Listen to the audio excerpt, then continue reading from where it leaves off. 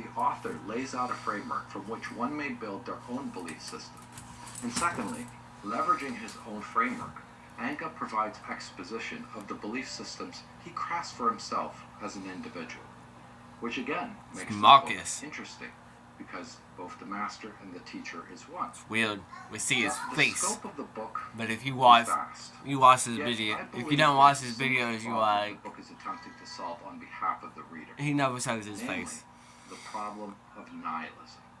As we dive deeper into the author's thoughts, it should become apparent that the work is constructed from a modernist point of view. Now, this work is heavily influenced by Nietzsche, as stated, and Nietzsche's influence necessarily carries with it the problem that a post-religious view would, well, face modern man, nihilism being the key problem here.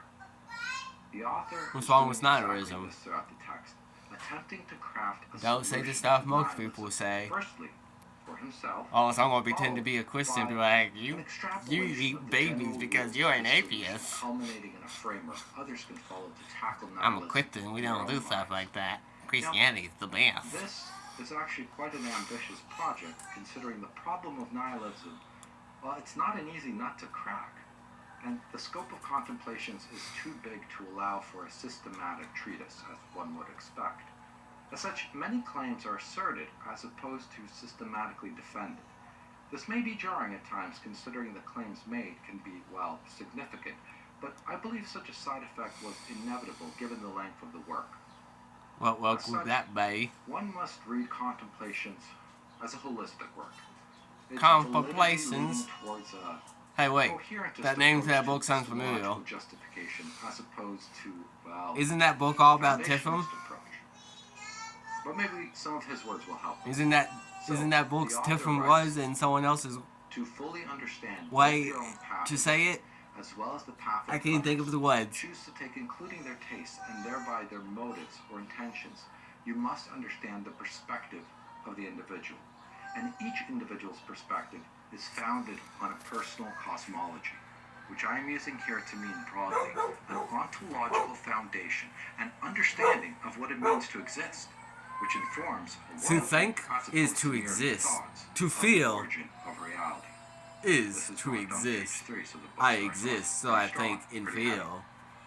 Now, says the me. book begins by establishing a baseline of 4 potential worldviews upon which one may begin to craft their own belief system.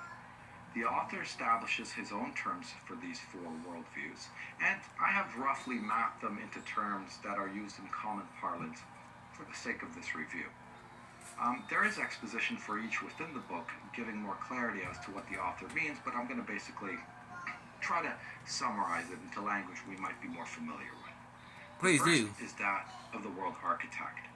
This maps roughly to the theistic worldview, one governed by a god of one sort or another. The automatic worldview is the second, which roughly maps to materialism and therefore atheism.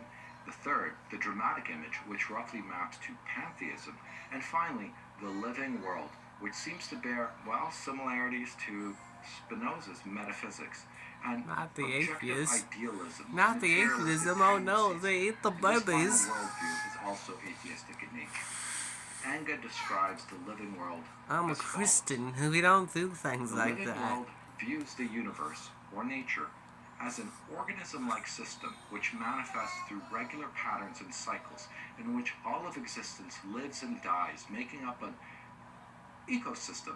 God did it. What we consider living entities as well as inanimate objects. It may have a mythological cause and it may have a historical cause. However, both are ancillary to the understanding of the world.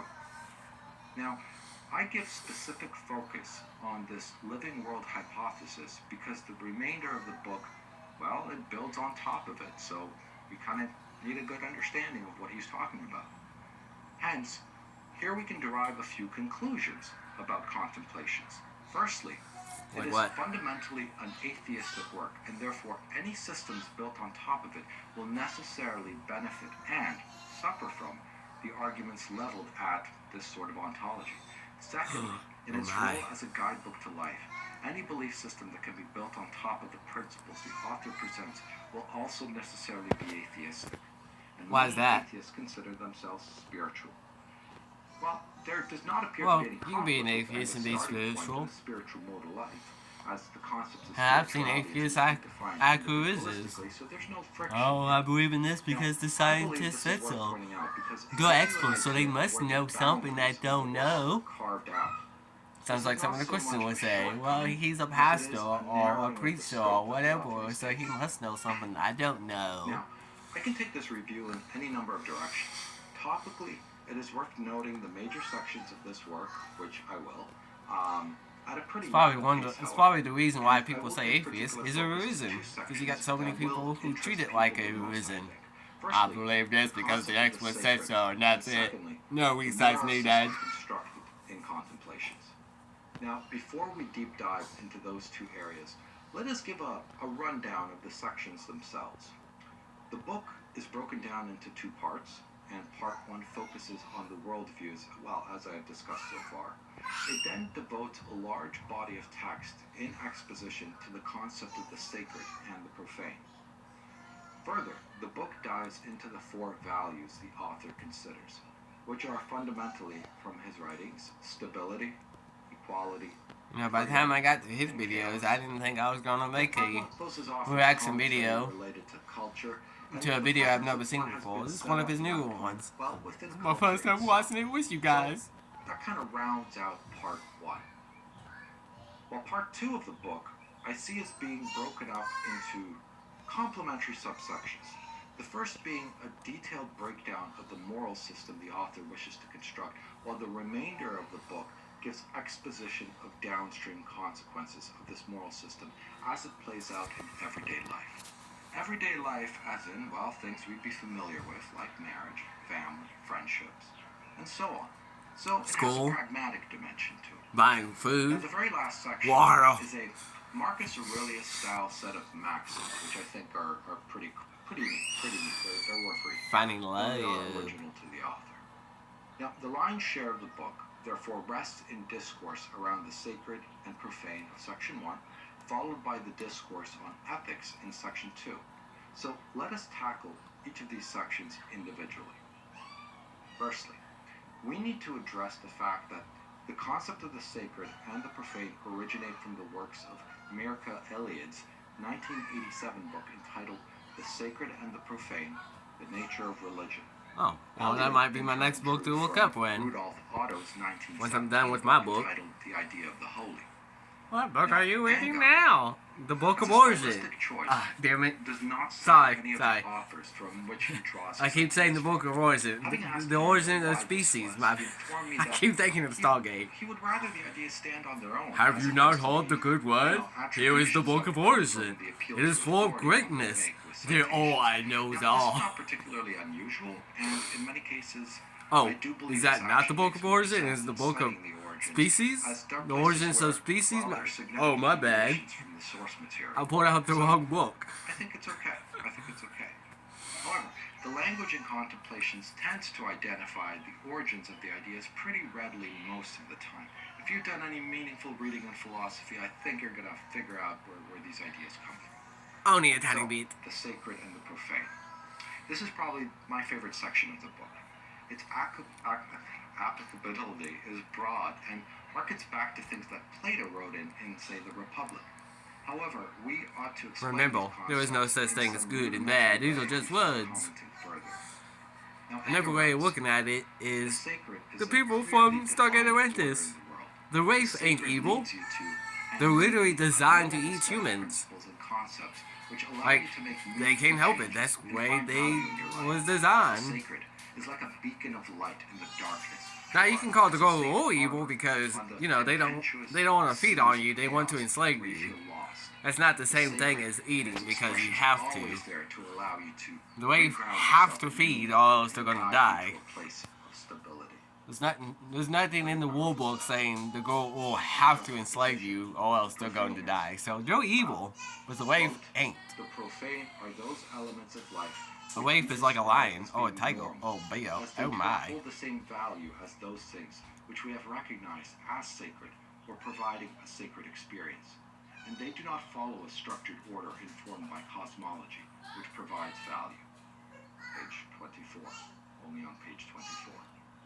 Now, We must continue to hold in mind that we read these words as an atheistic work, and consequent to that, religious language which may appear in the text is never theistic, but functional.